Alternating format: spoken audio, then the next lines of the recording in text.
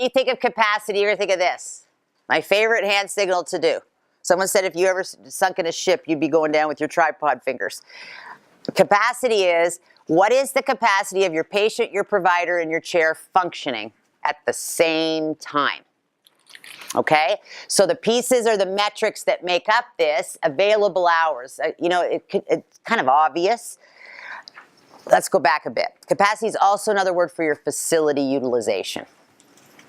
Okay, and tracking your metrics and looking at this, knowing your capacity, knowing the capacity of your practice in combination with your providers and your chair allows a lot of business decisions to happen. Expanding your hours doesn't mean you work harder. It means you plot your available hours at different times during the day. Okay, and it's a lot to do with your demographics of where you practice. Okay, if you're in a bedroom community, what do I mean by a bedroom community? You can look on the Chamber of Commerce. It will tell you what percentage of patients drive out of this city and go to work in another place. I'm like, oh, I loved last Sunday. It took 32 minutes because there's no one on the road, right? So you've got to look at workplace is not giving people time off with pay for healthcare appointments like they used to. Okay, that's why the hardest time to fill is here. Unless you've got a retirement community, you don't want to set up, you've got to practice in a retirement community. You don't want to do appointments at 10 o'clock at night, right? So you've got to really look at what are the available hours your practice is open. And it matches the demographic of your patients, your community, what's their work, you can also find how many patients per household. You can find out income per household. This is all available to you. Okay, and who's your chief purchasing officer? Who's scheduling 80% of the dental healthcare appointments in the family? The moms. Okay, so you want to do some digging down into the moms, and really it's based on where you work. Okay, so in Iroquois Falls, okay, I don't even know if you know where that is. It's far away. It's very far away.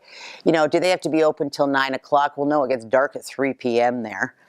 And people, to drive anywhere, you'd have to drive 3 hours to get out of that town. So their hours are matching that demographic. In Mississauga, every dentist got, for instance, with the growth in the population, they've got all kinds of many hours.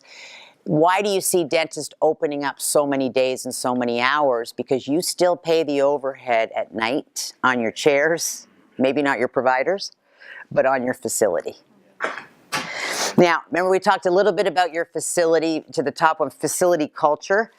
If you're going to do patient surveys, make sure you ask them how they like your facility. What they like about your facility. What's the facility? Remember the exercise I was telling, I remember a couple sessions back, take your team out to the parking lot, okay, and bring them in like they're a patient through the doors, and it's amazing what you'll see that you didn't see. What's the one place in your facility that you get judged by the most? Oh, you knew that. I told you that already. Okay. Your patient washroom. Your patient washroom. And it's restaurants, it's just a consumer thing, not a dental thing, it's a consumer thing, right? Apparently if you have a well-kept, nice washroom, the rest of you's good.